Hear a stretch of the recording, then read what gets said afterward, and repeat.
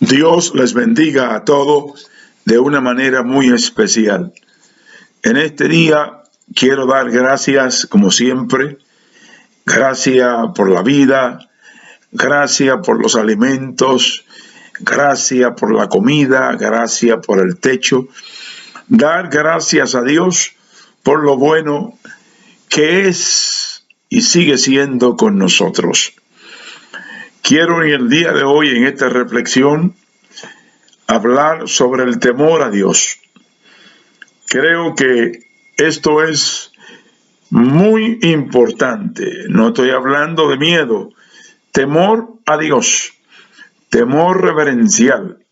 Respeto a Dios. Entonces, espero que sea de bendición para todos aquellos que me pueden ver y me pueden escuchar. En el libro de Eclesiastés, en el capítulo 12 y versículo 13, la Biblia dice: temed a Dios y obedeced sus mandamientos, porque esto es el todo del hombre. Temer y obedecer. En los últimos meses, Dios me ha inquietado por todos los lugares donde voy a ministrar la palabra del Señor. Me ha inquietado el Señor a hablar de dos cosas que se han ido perdiendo: el temor y la obediencia.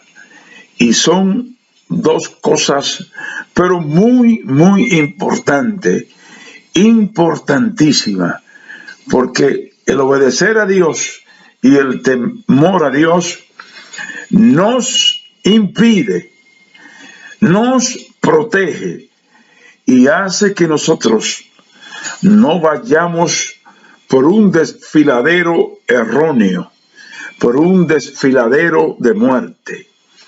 Es la forma como nosotros nos detenemos por agradar a aquel que nos ha dado todo a cambio de nada. Dios es bueno y para siempre es su misericordia. Si respiramos es por su amor. Si vivimos es por su amor, por su misericordia. Si todavía podemos contar los años, es por la misericordia de Dios. Podrá alimentarte lo mejor que pueda, abstenerte de no ingerir alimentos que causen daño a tu cuerpo. Podrás hacer ejercicios, podrás hacer caminatas, podrás dormir 10 horas, 2 horas más de la recomendada. Podrás hacer todas las cosas humanamente posibles para tratar de mantenerte saludable y sobre todo prolongar tus días. Pero déjame darte esta información que está en la Biblia, que está escrita en la Biblia y que Dios ha dejado para nosotros. Si tú vives, es porque Dios te extiende los días. Dios alarga tu vida.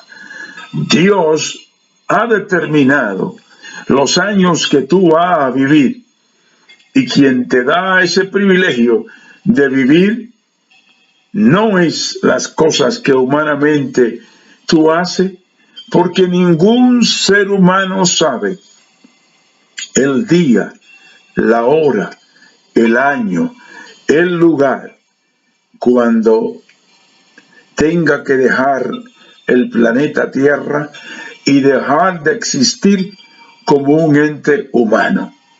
Entonces, si vivimos, es por la misericordia de Dios, por la determinación de Dios, porque le plugo a Dios dejarnos vivir unos días más, unos años más. Como Dios no está sometido al tiempo, para Dios 1000 años es como un día, pero nosotros tenemos que agradecer a Dios que nos extiende la vida y que nos colma de más años de vida en el planeta Tierra. Por lo tanto, como seres humanos, debemos de aprender a agradecer. Debemos de aprender a vivir bajo las normas de Dios. Debemos de tener respeto. Debemos de obedecer a Dios. Dios nos ha dado todo, no porque lo merezcamos, sino por su gracia. La gracia de Dios nos ha alcanzado, ha llegado hasta nosotros, y por eso Dios tiene misericordia de nosotros. Vivimos, respiramos, podemos descansar por la gracia y la misericordia de Dios. En cuanto a los cristianos que le servimos al Señor y que lo hemos recibido como Salvador personal de nuestras vidas, que nos ha perdonado, que nos ha libertado de la esclavitud del pecado, de la esclavitud de los vicios, de la esclavitud de tantas cosas, ha sido la gracia de Dios que nos ha alcanzado. Y por eso el apóstol dijo: por gracia sois salvos.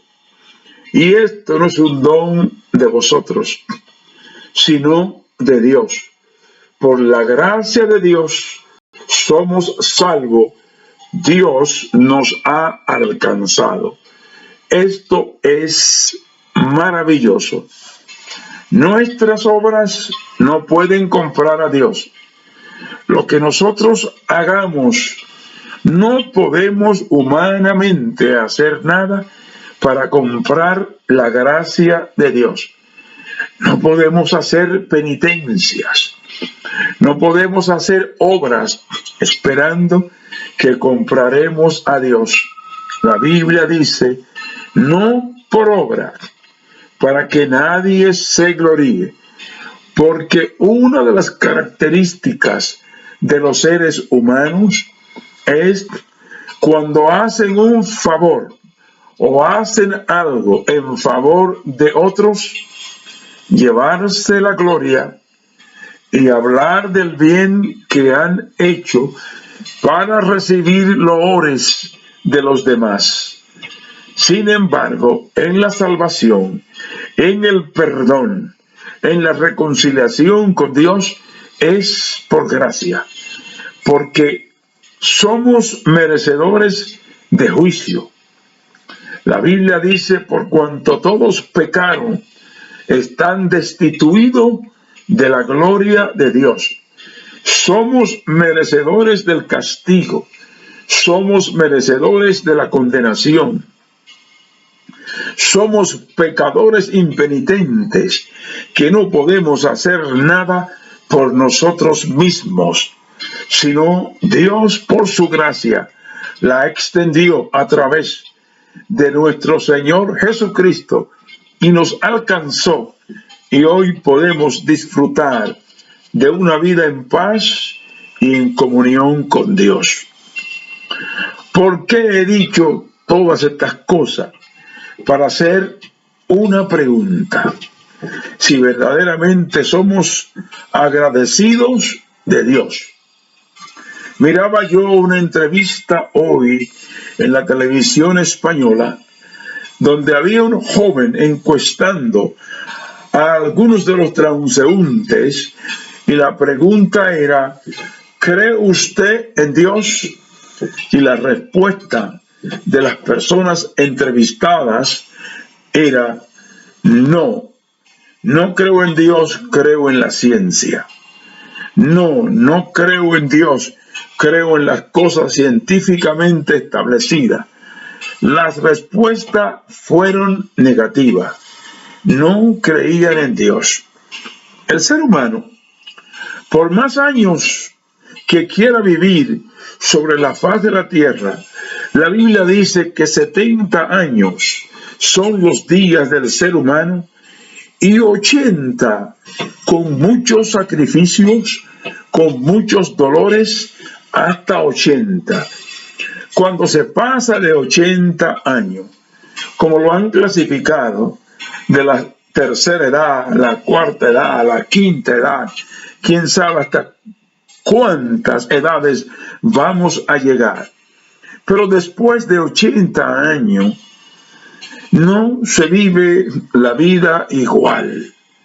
Llega la vejez, llegan los años donde se vive aislado, donde se vive inquietud y donde se vive a base de medicamentos para poder, como un paliativo a tantas cosas y achaques que vienen junto con el envejecimiento.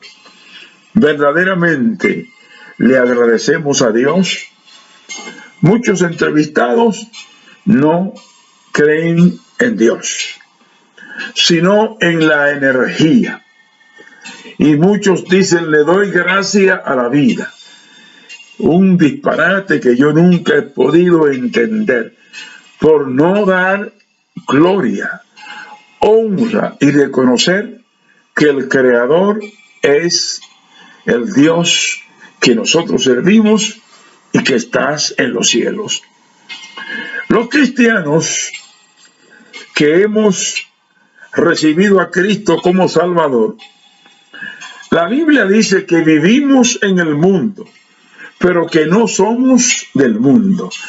Parecería un poco contraproducente, contradictorio, incoherente, que se exprese esto de que estamos en el mundo y que no somos del mundo. Y algunos preguntarían, ¿dónde usted nació? En el mundo conocido. Pero la Biblia se está refiriendo en término espiritual, en término del alma. El alma vive en el cuerpo, en este recipiente, que puede hablar, que puede mirar, que puede oír, que puede tener el tacto para tocar, que tiene el sentido del olfato. Todas estas cosas. Pero es el alma que vive dentro de nosotros quien le da vida a este cuerpo. Cuando el alma se separa, que es la muerte, el cuerpo queda inerte y tiene que retornar al polvo, a la tierra, de donde fue creado por Dios. Entonces el hombre en su necedad, porque dice la Biblia, dice el necio en su corazón, no hay Dios, se da a la tarea de decir que no hay Dios.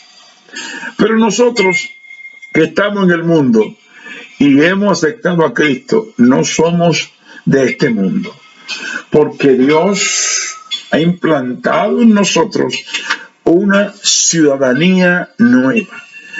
Dios ha cambiado nuestra manera de pensar, nuestra manera de sentir, nuestro corazón.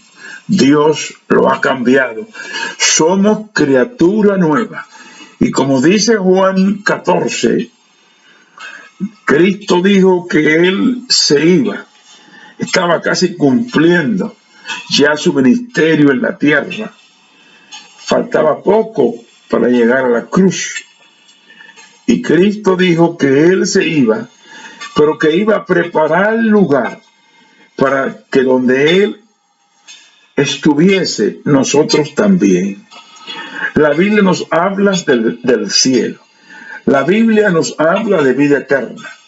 Quiere decir que cada creyente, su ciudadanía es ciudadano del cielo al hacer un acuerdo de recibir a Cristo y de obedecer y de temer a Dios. Vivimos en el mundo, no somos del mundo, no practicamos las cosas del mundo. Todas esas cosas que nos esclavizaban, que éramos esclavos de ella, que vivíamos para ella, el placer, las fiestas, el alcohol, y así diversificados en diferentes cosas, el amor al dinero, la ambición, las mujeres, el adulterio, la fornicación, el cigarrillo, todas esas cosas quedaron atrás. Y nuestros deseos son deseos nuevos. Un corazón cambiado por el poder del Espíritu Santo de Dios. Y Dios ha puesto un sello de que somos propiedad de Él, de que pertenecemos a Él, de que vivimos para Él. Entonces surge la pregunta, como leía en el libro de Eclesiastés, capítulo 12, versículo 13, temed a Dios y obedeced sus mandamientos, porque esto es el todo del hombre. Nuestros días están contados. ¿Cuántos temen a Dios? La manifestación del temor a Dios. Hay evidencias que demuestran de que uno es un hombre o una mujer temerosa de Dios. Los hombres y las mujeres que no tienen temor de Dios, respeto a Dios, temor reverencial a Dios y que no obedecen a Dios, viven sus vidas como ellos quieren vivirla. Porque el que teme a Dios vive bajo las normas de Dios, bajo lo que Dios ha establecido. Y nosotros que estamos en el mundo, estamos expuestos a tantas cosas, tentaciones, seducciones, atracciones ante nuestros ojos, ante nuestra vista. Hay muchas cosas que atraen, que nos quieren desviar de lo que nosotros hemos abrazado, de lo que hemos creído, en quién hemos creído, en quién hemos depositado nuestra vida, a quién hemos recibido como Salvador. Hay muchas cosas que nos quieren apartar. Y usted pregunta a cualquiera que si teme a Dios y le dice que sí, que si obedece a Dios y le dice que sí, pero vive su vida como quiere vivirla. Y yo pregunto, ¿verdaderamente los evangélicos tienen temor de Dios? Perdón. Esa es una interrogante. Si tienen temor de Dios. Parece que con el transcurrir de los días, muchos han perdido la capacidad de sazonar el mundo. La Biblia dice, Cristo dice, vosotros sois la sal de la tierra, y si la sal se desvaneciere, no sirve para nada. ¿Para qué es la sal? Su nombre lo indica. Para salar, para darle un sabor a los alimentos. Entonces, ¿tenemos temor a Dios o no? Pero parece que mucho, como sal, se han ido desvaneciendo y están siendo conquistados por las cosas del mundo. Y Cristo dijo, si la sal pierde su sabor, se desvanece, no sirve para nada. Si después de haber aceptado a Cristo, de estar en paz con Dios, reconciliado con Dios, empezamos a resbalarnos y el temor a Dios y la obediencia se empieza a perder, la Biblia dice que llegaremos al punto que no serviremos para nada.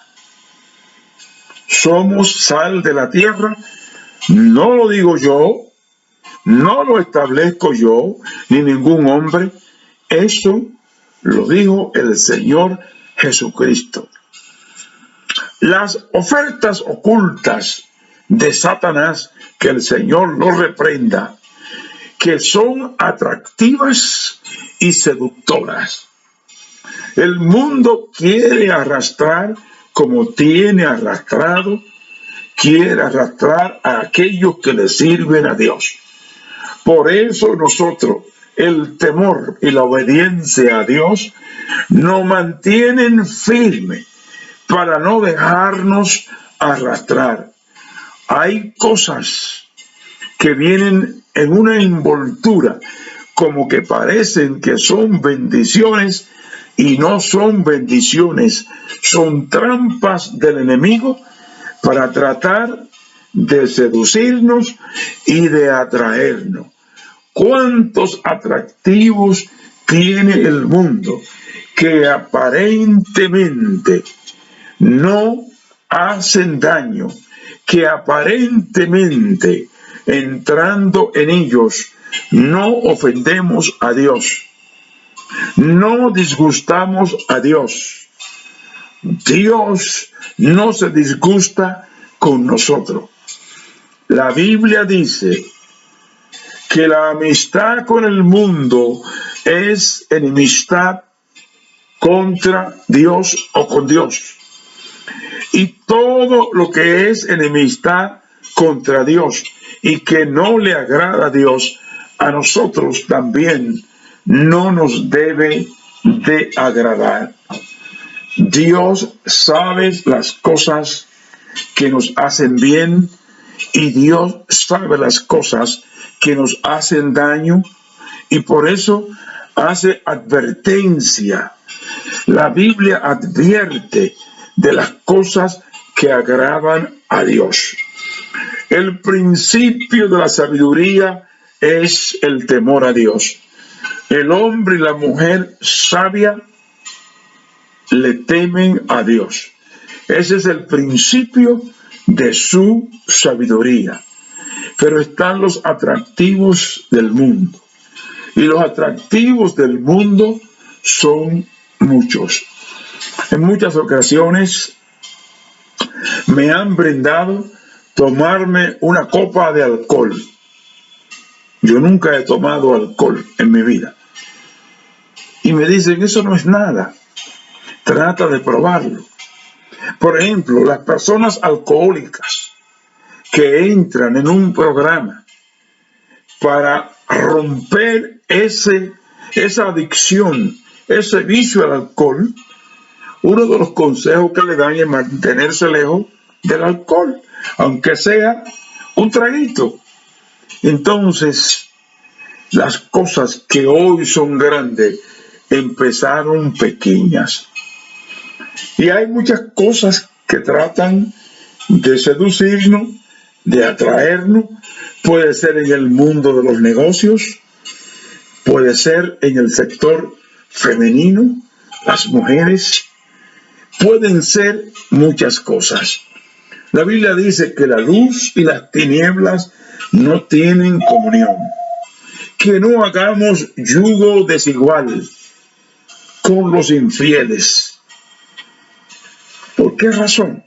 Porque si un hombre y una mujer acepta tener una relación sentimental con alguien que no conoce a Dios, cuando ella o él quieren ir para el culto a la iglesia, a adorar a Dios, él o ella quieren ir para la fiesta, él o ella quieren estar en el bar, él o ella quieren estar ingiriendo bebidas alcohólicas, porque a esto le llaman gozo, gozar, y son deleites de la carne.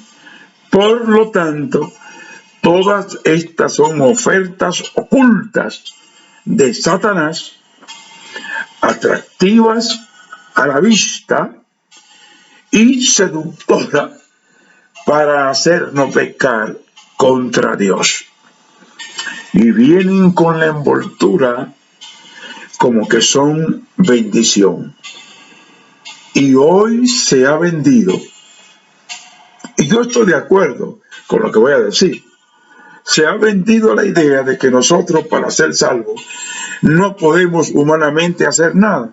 Es una realidad. No podemos hacer nada. Pero lo que Dios nos ofrece, podemos decir sí o no. Podemos aceptar, podemos rechazar. Y hay que tener en cuenta esto. Quiere decir que Dios no viola nuestra voluntad en la oferta que nos hace. Pero la oferta que nos hace Dios es de valor eterno. Y las ofertas que hace el mundo, los atractivos para seducirnos, son temporales, son efímeros, son pasajeros, caducan, tienen un tiempo, pero lo que Dios ofrece es eterno y permanece para siempre. Entonces, como cristiano, ¿tiene usted temor a Dios? Alguien me dijo, ¿qué hay de malo en bailar? ¿Qué hay de malo en divertirse oyendo música, como nosotros llamamos del mundo? ¿Qué hay de malo en participar en otras cosas? Tienen envoltura de bendición, pero tratan de seducirnos, porque Dios, que sus ojos están puestos en nosotros y que nosotros representamos a Dios y hablamos de Dios, sus ojos están puestos sobre nosotros. Si tememos a Dios, vamos a rechazar. Quiere decir que el temor a Dios y la obediencia nos hacen rechazar todas estas cosas que ante los ojos, ante la vista, parecen ser buenas e inofensivas, pero no lo son. Como dijo una vez el proverbista, dijo, cazadme las zorrillas primero, porque son las que hacen daños en el huerto. Las cosas pequeñas van penetrando, se van acumulando hasta que se hacen grandes. Los que dicen que son cristianos, pero viven vidas licenciosas y libertinas, no tienen temor de Dios. Muchos que están en las iglesias y viven vida de acuerdo a sus ideas, de acuerdo a cómo ellos interpretan, vidas licenciosas y libertinas, libertad para hacer todo, porque no es nada, han entrado en lo que es la apostasía. Esto pasaba con la iglesia en la Odisea, una iglesia apóstata. Eran ricos, tenían de todo, pero el Señor le dijo que eran ciegos, desventurados y otras cosas más que veremos más adelante. Quiero decir que hay una iglesia visible y una iglesia invisible. ¿Y cómo será esto? Nosotros, los creyentes, formamos la iglesia de Jesucristo. La iglesia visible, la iglesia profesante. Todo lo que están en una iglesia. Hay iglesias repletas que apenas caben las personas. Hay otras iglesias que tienen menos membresía. Hay otras iglesias pequeñas. Pero la iglesia del Señor es la iglesia del Señor. No creo en el término de iglesia y de iglesita. Creo en el término bíblico iglesia, que la componen los creyentes lavados con la sangre de Cristo y que tienen temor y obedecen a Dios. Y hay una iglesia que es invisible dentro de la iglesia visible. ¿Y cómo se explica esto, hermano pastor, hermano predicador? ¿Cómo se explica esto? La visible, mucha gente que no necesariamente son creyentes evangélicos con temor a Dios, sinceros, consagrados, dedicados, porque siempre utilizan el término "eso no es nada", y van haciendo un cúmulo de "eso no es nada", y el temor y la obediencia a Dios se pierden. Son capaces de entrar en cualquier cosa, de hacer cualquier cosa, y lo que menos recuerdan en ese momento es que Cristo es su Salvador. La iglesia invisible es aquella que está dentro de la visible, que cuidan con temor y temblor la salvación que Dios le ha regalado a través de Jesucristo, a través del mérito de reconocer a Cristo como Salvador. ¿Y de dónde usted inventa esto? ¿De dónde usted saca esto? No lo invento ni lo he sacado yo. El libro de Filipenses, el capítulo 2 y versículo 12, dice que cuidemos con temor y temblor nuestra salvación. Si el regalo que Dios te ha dado tiene valor, tiene importancia y tiene repercusión eterna, por lo tanto, tú debes de cuidarlo, temiendo a Dios. No es miedo. No es miedo, como dicen muchos, Dios me va a condenar, me va a enviar al infierno. No, es temor a Dios, respeto a Dios, agradecimiento a Dios, gratitud a Dios por lo que Él ha hecho por nosotros. Los que temen a Dios y cuidan su salvación son firmes. ¿Y qué es ser firme? Ser firme significa estar parado en la roca. Y el que edifica y se para en la roca, no hay nada que lo pueda mover. Ninguna cosa pasajera, por más atractiva que sea, lo puede mover de donde está parado, que es en la roca, que es Cristo Jesús. Que son fieles. La iglesia invisible son fieles a Dios.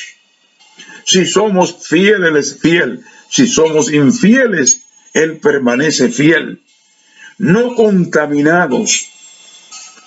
No se contamina el que teme a Dios con las cosas del mundo. Pero si usted salió de allá, si usted dejó el mundo atrás, con sus deseos, con sus placeres, con sus bailes, con sus mujeres, con sus fornicaciones, con sus adulterios, con sus engaños, con sus robos, con su egoísmo, con todas esas cosas. Si eso lo dejó, es para ser una criatura nueva y agradar a Dios en todo. ¿Por qué tenemos que copiar del mundo y traer el mundo hacia la iglesia, hacia adentro, cuando el mundo es quien tiene que fijarse en nosotros y copiar de nosotros y mirar lo que hace Dios en la vida de un hombre y una mujer y quedar fascinado? Estoy fascinado de la manera como vive ese hombre. Estoy fascinada de la manera como vive esa mujer. La vida de ese hombre y de esa mujer me impresionan. Su manera de ser, cómo hablan, cómo se comportan, la manifestación de su amor. No guardan rencor, son ofendidos, son capaces de perdonar.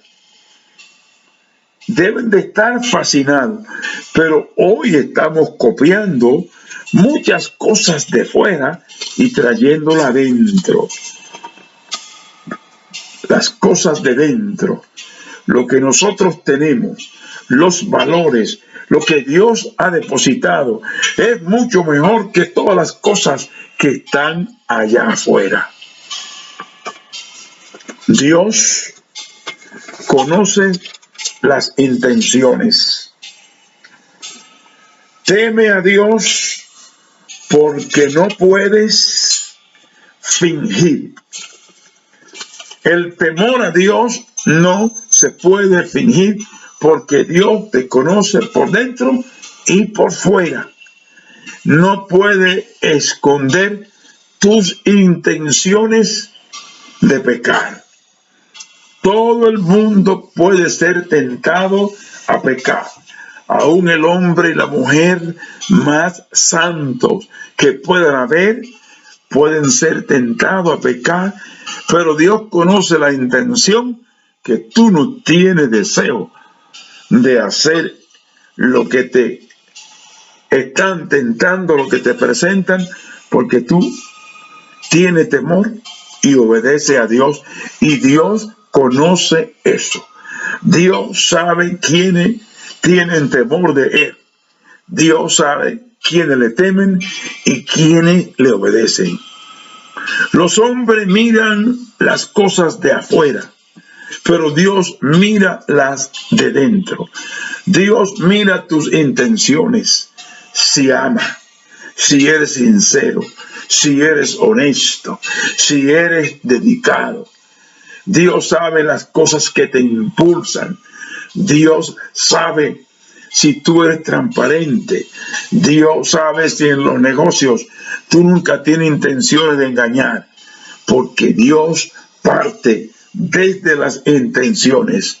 Por eso Dios le dijo a Samuel, cuando lo mandó a ungir rey para Israel: tú mira lo que está afuera, pero yo estoy mirando lo que está dentro.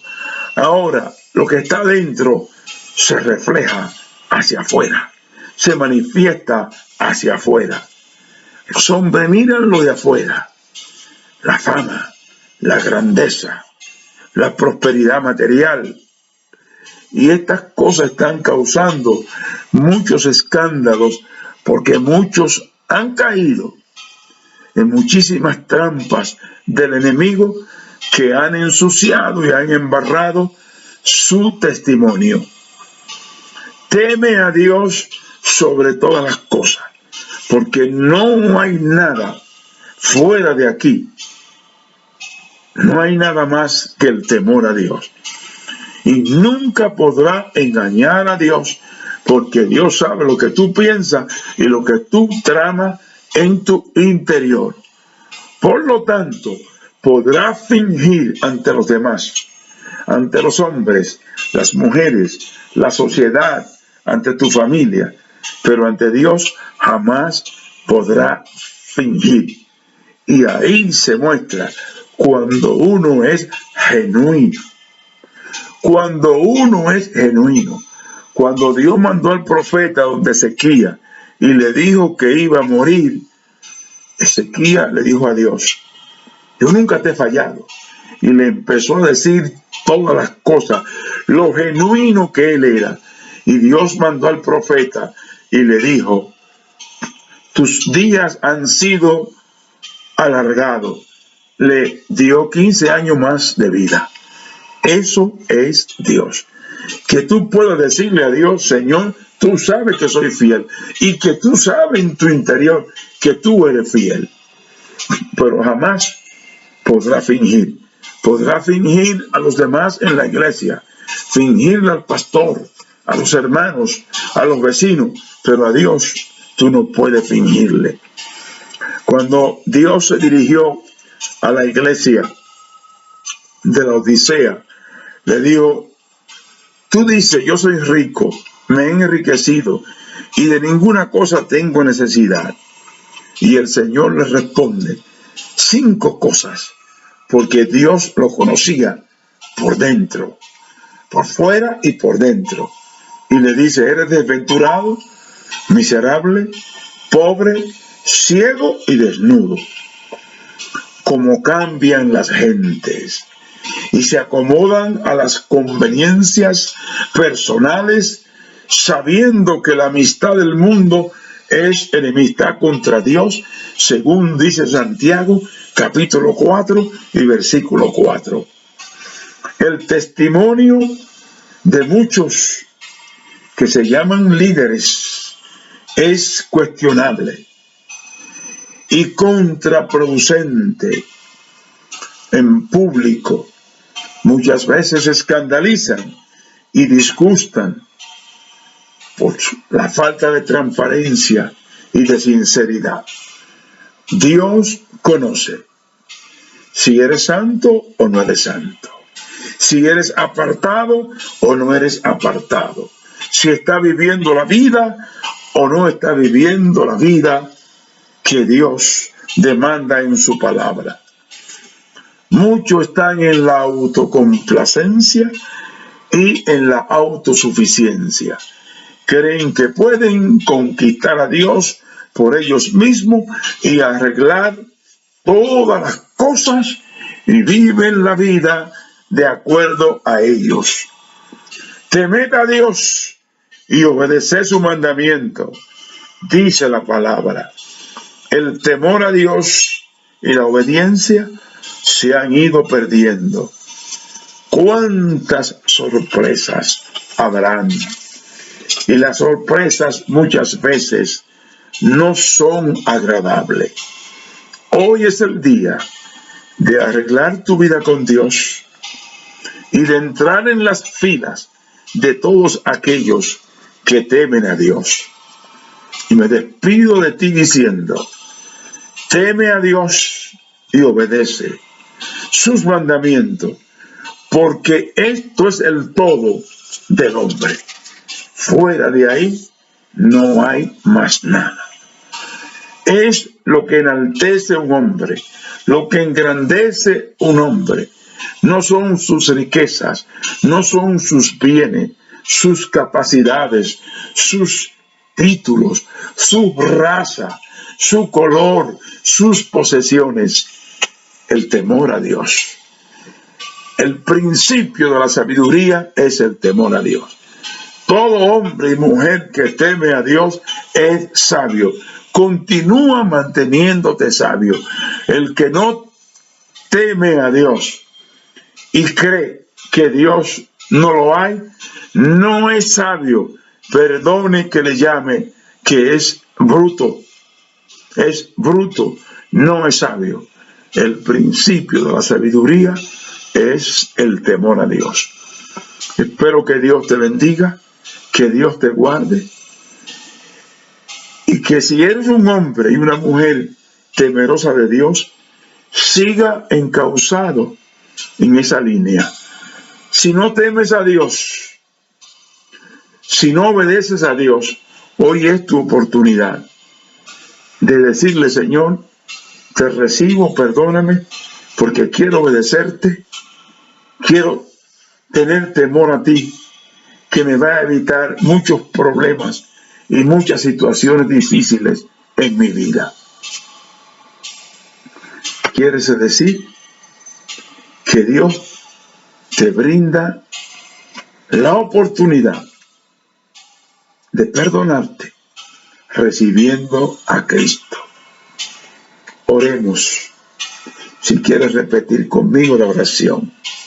Señor, en esta hora, perdona mis pecados, recíbeme como tu hijo, como tu hija, escribe mi nombre en el libro de la vida. Dios mío, y ayúdame a tener temor a ti y obedecer tu palabra. Hermanos y hermanas, que Dios te ayude a afirmarte más hoy, mañana y siempre, hasta que aparezca el Hijo del Dios viviente. Dios te bendiga de una manera muy especial.